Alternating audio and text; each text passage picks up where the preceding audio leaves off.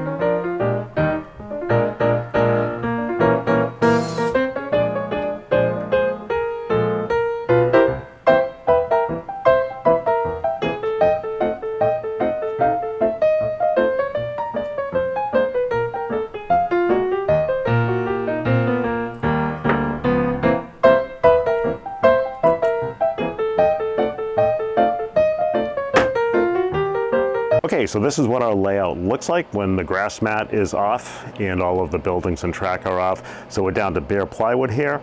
So when you get it down this far, if you're going to make any changes to your physical layout or your physical space, now is the time to do it.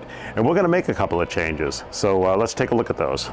Okay, so we're going to make a few changes to the physical layout of our working surface here. So if you remember last time, we put this little piece right in here, and then we have this angled off just because we wanted a softer turn here. What we're going to do here is we're going to add to this now. So we're going to, I'll move my straight edge out here, and what we're going to do is create a piece of wood and go from this corner to that corner and fill in all this with a piece of with an additional piece of plywood. And to make the job a little bit easier, rather than measuring around this angle here, what we'll do is we'll just snap a line along this edge here to here, and we'll just cut this corner right off so that we're just working with, you know, one kind of triangular piece here. But that's what we're going to do. It should increase our space a little bit. Now, you might be asking yourself, why don't you just use, you know, 2 square pieces of plywood? Why all the cuts and the angles and things like that? So we're working in a fairly tight space here in our basement. We use our basement for a lot of other things, just like a lot of people out there who might want to start in on the hobby. And when you build your layout, you might have to work around things to make an effective layout. So that's what we're doing here. We've got this post to work around. We actually had to move everything this way a little bit just to get this this area here clear for this. So yeah, so that's one of the reasons. And the other thing too is we like angles. You know, it just makes the layout a little bit more interesting to look at. Squares are a little bit too neat. So anyway, we're just gonna just kind of cut across here, give ourselves a little bit more space. The other thing we're gonna do, hopefully we'll get to it, is this is our kind of bridge area here. We left this gap open intentionally the last time we did this so that we could have a gap to bridge, you know, put in a nice bridge element. So we may, with this round of changes, put a piece of like glue-on plywood up from underneath here, and then put in a layer of epoxy resin that's blue-colored to kind of emulate a pond. Now, ponds aren't square, so one of the things we may want to do is just kind of round off this edge here, just to give it a less square contour and make it a little bit of a more convincing body of water, natural body of water. So, like I said, once all the grass mat, all the buildings, all the track is off, this is the time to make any kind of physical changes to your space. And so just to summarize, we're going to add a piece here from corner to corner, and then we'll maybe round this off, make it a little bit more natural. I don't think there's anything we can do at the sides there, but I think that'll be fine. So anyway, let's get to doing some cutting. Okay, for our first cut here, what we're gonna do is we're just gonna snap a line along this length here so that we know we're getting a nice square cut here. So he's going to hold that end of the string, our chalk line here, right to the edge of the board. And I'm just going to let that line follow the you know, the line of the board here, have it cross over our filler piece here, and just do a quick snap, boom. And we have, it's very faint because our chalk line doesn't have a lot of chalk on it, but you can see right here, here's our chalk line right here. So we're gonna take a circular saw and just go straight up, cut off that corner, and then what we'll be left with is a nice square there that, you know, we'll just use the corner of the plywood we're gonna cut to fill that in, and then we'll just be making one cut to form the triangle. Okay, as far as the size piece of plywood we need to fill in this gap, because this triangle here is gonna be gone now that we've snapped our line, we're just gonna do a measurement from that line to the edge, and we're at 42 inches. So one dimension of our plywood cutout is gonna be 42 inches. And then we had our straight edge here, we just took it outside in order to mark our plywood for a cut. But basically from that corner to here is 81 7/8 inches. So that's going to be one cut, and then like I said, this cut here will be 42, and when we cut that to the corner, we'll just basically be cutting a triangle right off of our sheet of plywood. We'll cut that, and then we'll come back in, and of course we'll have to cut off this corner here. We'll do that when we bring the saw back in the house. Yeah.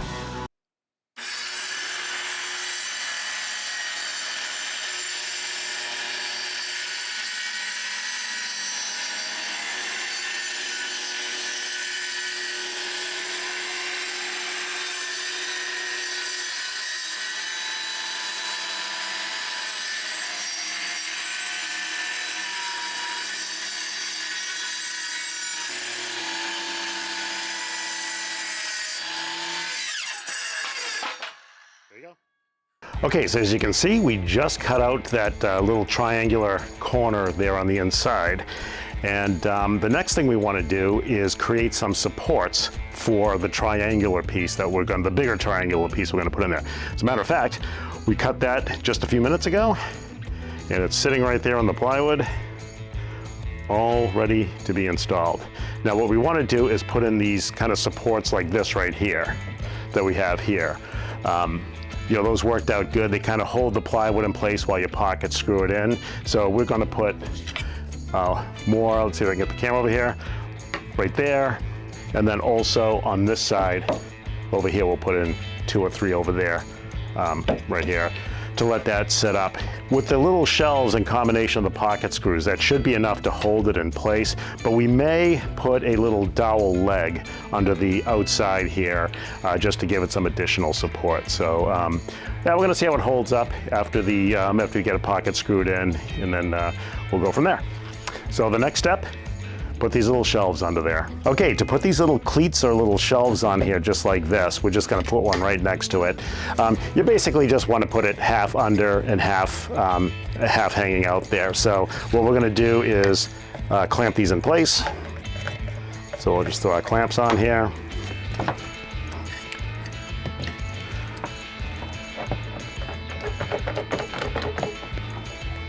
Just enough to hold it. Then we're gonna drill a couple of pilot holes.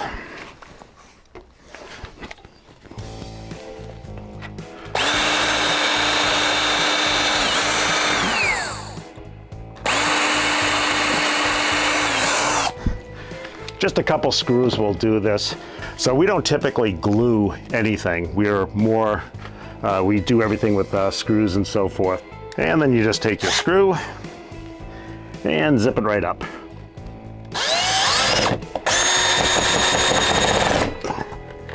This one.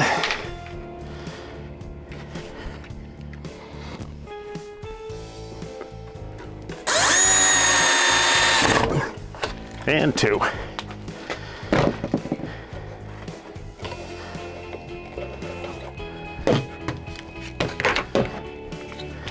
So now you got a couple of shelves there for this side.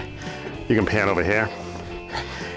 And then what we'll do is we'll put 3 more on this side, and then we'll test fit our plywood. Okay, so to show you where we're at, we have all of our little shelves here, our little cleats. And so what'll end up happening here is our plywood will fit like so, and it'll be held up on the inside by those cleats. Now, one thing that I think we'll do is we're going to put this dowel here under here as just some additional support. So we'll measure that out, and what we'll do is we'll take a Forstner bit and cut a hole under there for this to be seated under there, and then we'll secure it from the top, and then it'll be fine. I think that this will hold this plywood up by itself anyway. This will just kind of be insurance under here. So like I said, we'll cut a Forstner bit hole under there. That's the diameter of the dowel. Stick that up in there, make it the right height, and that'll just give us some extra support. The next step here is to cut some pocket holes into the plywood here just to fasten it into the surrounding plywood. So let's get those pocket holes cut and go from there. Okay, so the next step, as we said, is to make our pocket holes, and the pocket holes are used to kind of draw the pieces of plywood together. And here's an example of a pocket hole right here we did with our last project. It's part of the video, how to use the Kreg jig, which is the jig that we use to make our pocket holes there. But we're gonna do some fresh ones here. We don't need the whole jig for this. The Kreg jig comes with, it's kind of a modular system here, and all we really need is this guy right here, which is the guide. So what you do is you take this guide, and depending on where you want your pocket holes, and we're just gonna put a few here, maybe we'll put in 4 or 5 on this long side, and then maybe 3 or 4 over here. But all you do is you just line up the end here with the end of your plywood and just give it a clamp. Just make sure it's as square as possible. If this were fine cabinetry work, then we would definitely be taking more careful measurements and things like that. But you're not gonna see that. It'll be secure enough and you're not gonna see it because it'll be under the grass mat. And then basically just take your, this is the Kreg jig, and you can see it's got a regular size bit, and then it tapers down at the end. And the idea is that the screw head, let me get an example here. That screw head is kind of that diameter of the big, the wider diameter part of the bit. And then the narrow, the shaft or shank of the screw is that diameter of the smaller bit. So it pre-drills the hole, and then the screw just seats in there real nice right into that pocket. So let's go ahead and drill one out.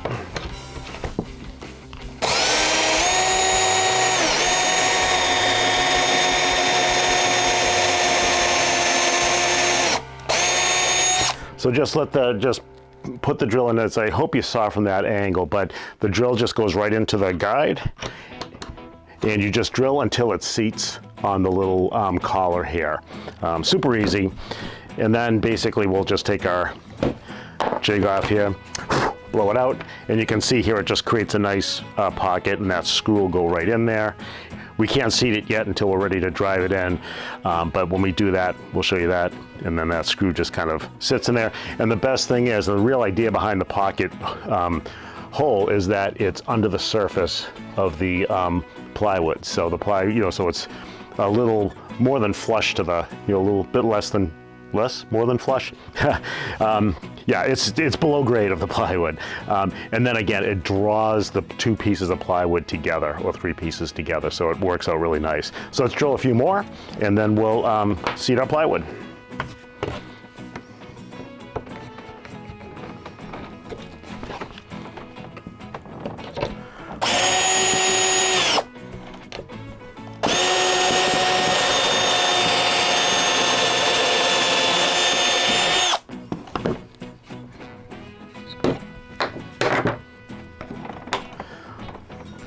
Again, we don't have to really overdo this. Like I said, 4 or 5 on the long end, just enough to draw in the plywood nice.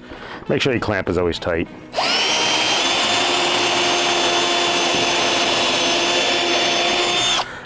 A setup like this is really just to kind of hold it in place. The jig may still wiggle a little bit, but once that driver goes in there, it'll seat pretty good.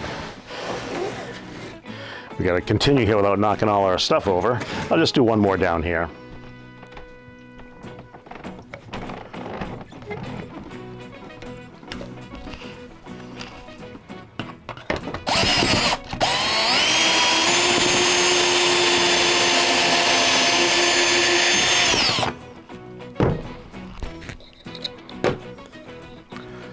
Do a few on the end.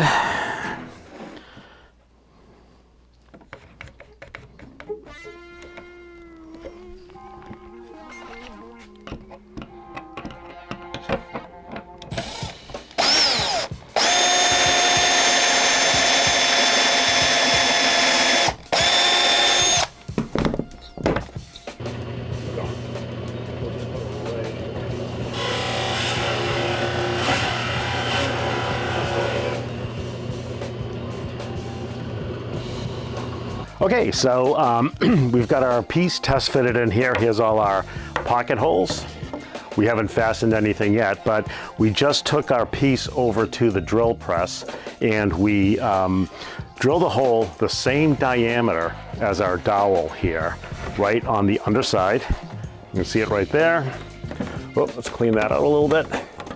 The Forstner bit is nice because it drills a flat-bottomed hole. It's not like a spade, similar to a spade bit, but a spade bit doesn't get a nice, clean bottom of the hole, whereas a Forstner bit does a nice flat hole. And then we took our dowel here, and then we just used our miter saw and just cut it off at the right height. We're just gonna pop it up in here. It's nice that the hole is the same diameter as the dowel because it fits in nice and snug. And then we're just gonna let it fall to the ground here. And there you go. Got a nice little support here. So the next thing that we're gonna do for this piece is we're actually gonna drill a hole right down here into the top of the dowel from the top of the from the top of the plywood. So why don't we go ahead and do all our pocket screws. We'll do our screw here, and then I think that we should be all set for the time being. Okay, so the first thing we're going to do is get that leg secured. So he's going to go ahead and countersink that hole on the top so that the screw is flush with the top of the plywood. And all you need the depth to be is enough to make sure that the head of that screw is kind of below grade. And you can just eyeball that. All right, the next thing we're going to do is just drive the little drywall screw right down into the center of that dowel through the plywood.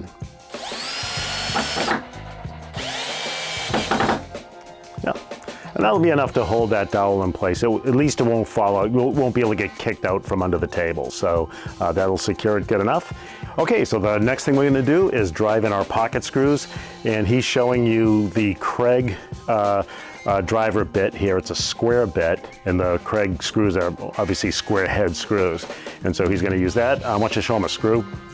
And then there's like the Kreg square-headed screws. And so those are going to go right into the pocket, and then, yeah, then we'll be all secured.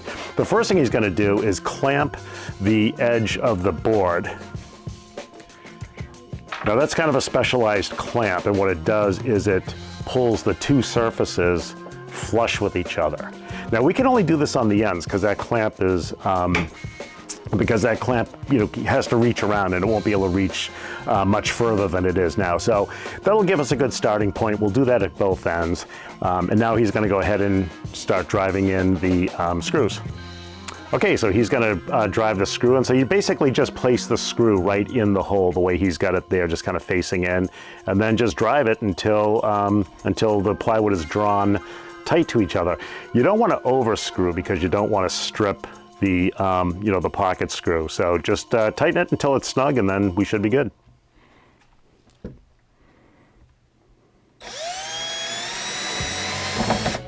So there's the screw. It's all snugged up, and the two pieces of plywood are drawn nice and close together. So we're just going to work our way around the table here and do the next pocket screws and just work our way right around. All right, so we got 3 more to put in, and this is probably a better angle to demonstrate how the screws drive in. So go ahead and get these done.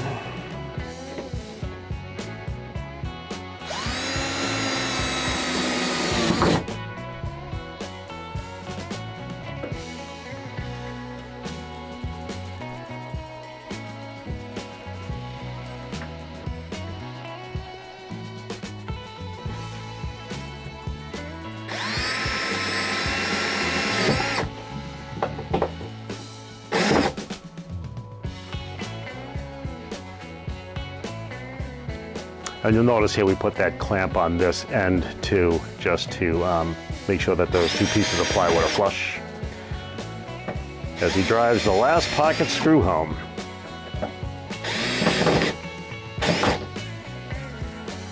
All right, looking good. All right, so check it out. So we made a measuring error when we were setting up our plywood. So we had the measurement right. Sure, Jan.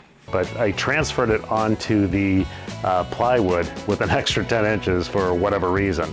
So we have this little guy hanging way out there.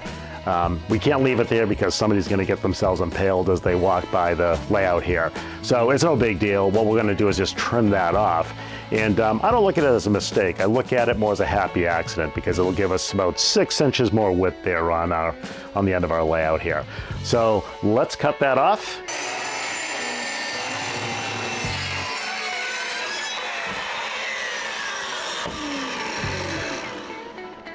All right, with that cut, I think we have the basics of our layout expansion done.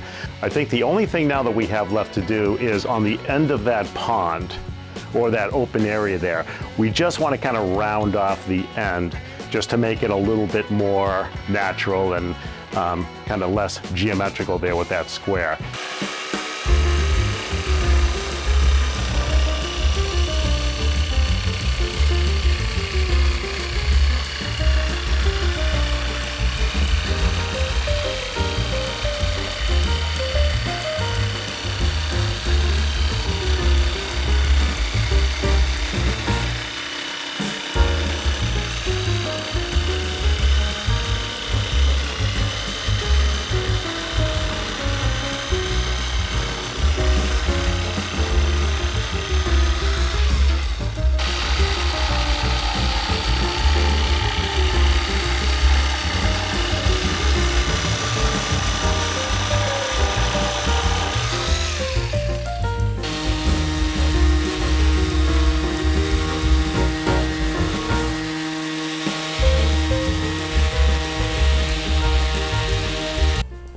Okay, so the work on our physical table surface is now complete.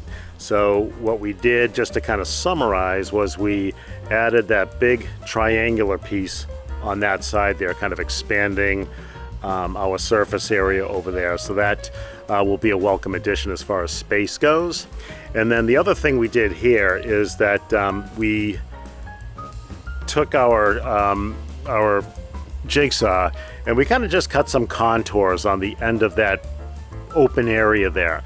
And what we intend to do is create a pond effect with that.